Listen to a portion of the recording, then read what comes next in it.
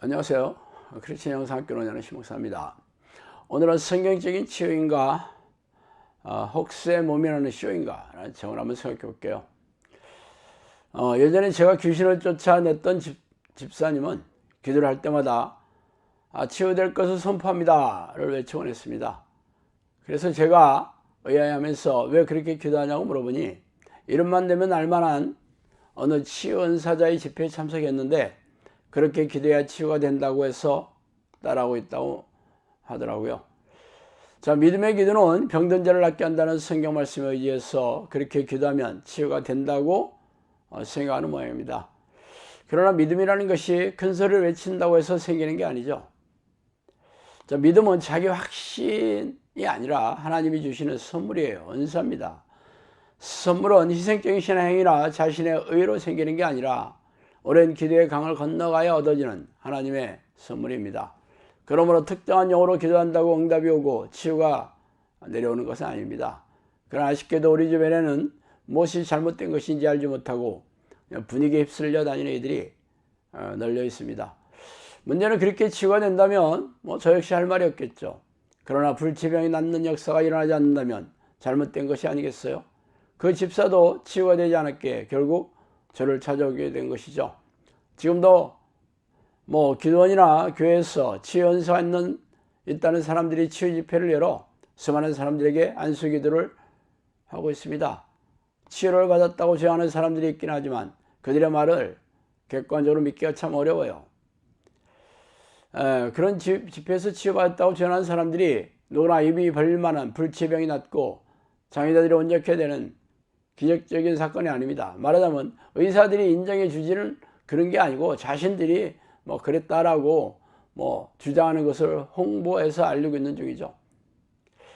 자, 오래전 제가 평신도 시절에 다니던 교회에서 치유은사 집회가 참여한 적이 있었어요. 그런데 제가 가르치던 중등부 학생이 다리가 좀 쩔뚝거렸던 장애인이었는데 그 집회에 참석하여 열광적인 분위기에 휩쓸려서인지 자신이 완전하게 치유됐다고 선포하는 걸 제가 보았어요. 수많은 사람들이 와 하고 함성을 지르며 박수를 쳤죠. 그러나 며칠 지나 다시 보게 된 그 학생은 여전히 쩔뚝거리며 걷고 있더라고요. 그래서 아니 다 나았다는데 어떻게 그렇게 걸어가고 있냐 그러니까 당시에는 믿음으로 선포하는 낫는다고 해서 그리고 분위기에 휩쓸려서 그래서 그랬는지 그때는 나았다는 느낌이 들어 그렇게 선포했다고 합니다. 참 어처구니가 없더라고요. 자, 예수님은 찬양과 기도로 분위기가 격앙된 집회 분위기에서 치유하시는 것이 아닙니다. 그리고 감동적인 음악을 깔고 스태프들이 도와주는 집회에서 치유를 하는 것도 아니죠. 특별한 도구를 이용하거나 특정 용어의 기도를 외치는 것도 아닙니다. 그보다 더 중요한 것은 예수님이나 사도들은 불치병이나 장애자를 완전하게 치유하고 회복시켰다는 것이죠. 맹인의 눈을 뜨거나 안진병이가 일어나고 문둥병자가 완치되고 불치병이 치유되었다는 것입니다. 그러나 우리가 아는 은사 집회에서 치유되었다는 사람들은 그런 종류의 질병은 거의 없어요. 설령 치유되었다고 주장하는 사람들이 나타나긴 하지만 누가 보더라도 불치병이 낫고 장애자가 온전하게 되는 사람들이 아니라 말하자면 의료기관에서 근무하는 의사가 인정해주는 소견서로 있는 것이 아닙니다. 자신만이 알고 있는 병이 나았다고 주장하는 것뿐이에요. 왜 예수님은 불치병을 고치셨는데 우리 주변에는 치유은사들의 경우에는 불치병이나 장애자가 온전하게 되는 사람이 볼 수가 별로 없다는 것이 이상하지 않아요? 저도 치유 사역을 하고 있긴 해요. 물론 치유 사역은 아니라 기도 훈련을 하면서 이 기도 훈련하면 불치병이 낫고 정신질환이 치유된다는 것이죠. 물론 제가 처음부터 이런 사역을 했던 건 아닙니다. 제가 어떤 성령으로부터 능력이나 은사를 달라고 기도했던 적도 없었어요. 제가 오랫동안 기도하면서 기도의 강을 건너며 그러면서 많은 은사와 능력이 나타나기 시작했을 뿐이에요. 처음에는 귀신 축제를 할 수 있는 능력이 있는지도 몰랐어요. 제 지인 중에 정신분열 증세를 가진 사람이 정신병원에 가서 진찰하니 10년 이상 격리해서 입원해야 된다는 말을 듣고 실망해서 기도를 고쳐보자고 제가 사는 아파트로 데리고 와서 아내와 같이 기도하자 이틀 만에 온전한 정신으로 돌아와서 그 이유를 물어보니까 그 지인이 하나님이라고 주장하는 영이 안에 들어와서 그렇게 시키는 대로 했다는 것이죠. 말하자면 그 영이 하나님이 아니라 귀신이었던 셈이에요. 그래서 귀신을 쫓아주는 사건을 통해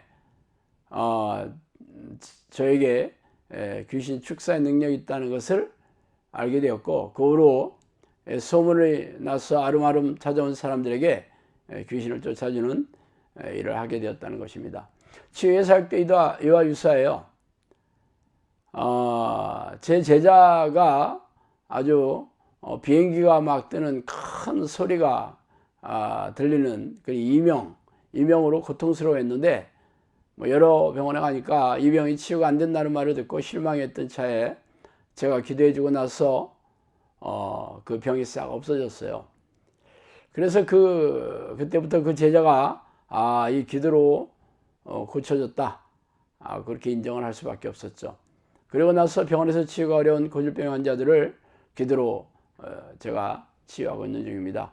성령께서도 저에게 불치병을 기도로 고치라거나 고질병을 고치라는 말씀을 여러 번 해주셨어요.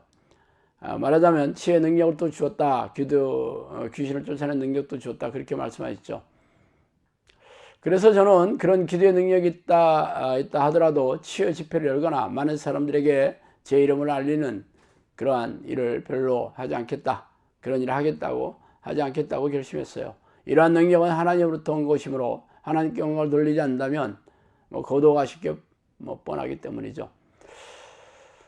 줄줄 제 경우를 밝힌 것은 성경적인 치유와 미혹영이 속이는 시효를 구별하는 눈을 가져야 이들의 행태에 돈과 시간을 낭비하지 않는다는 것 때문이죠.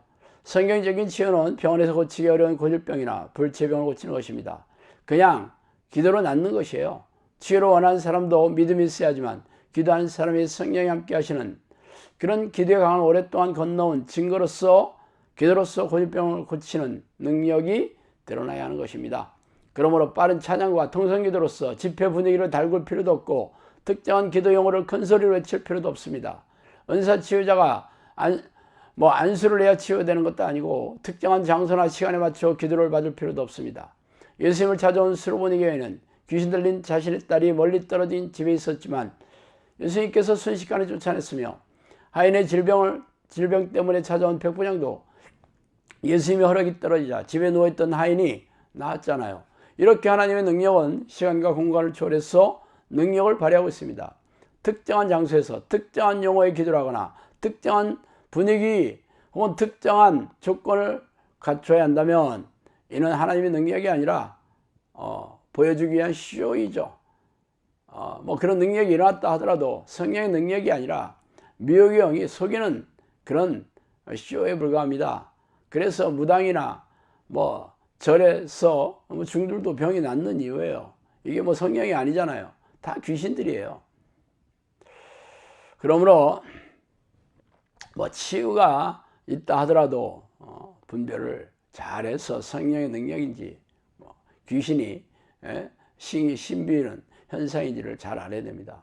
무당들도 구슬에서 아픈 이들이 치유한 이들이 적지 않잖아요. 흑마술을 하거나 체면치료, 마술치료, 심령치료, 참선, 마인드 컨트롤, 심리치료를 하는 사람들도 자신들이 치유를 하고 있다고 주장하잖아요.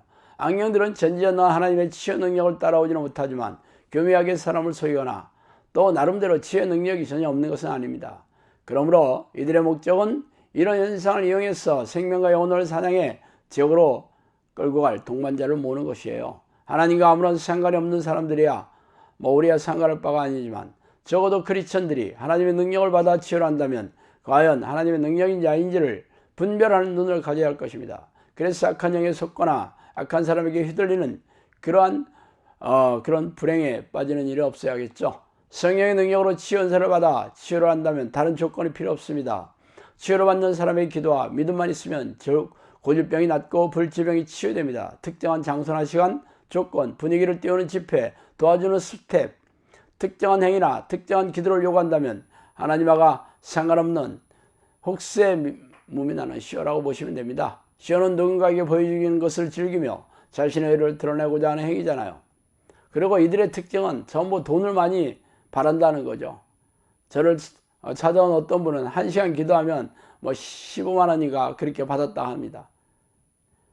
하여튼 물론 감사해서 헌금을 드린다느냐 주고받는 것은 괜찮겠지만, 처음부터 내가 기도해 줄 테니까 돈 내놔라, 헌금해라 이렇게 얘기하는 데는 다 가짜라고 보시면 됩니다.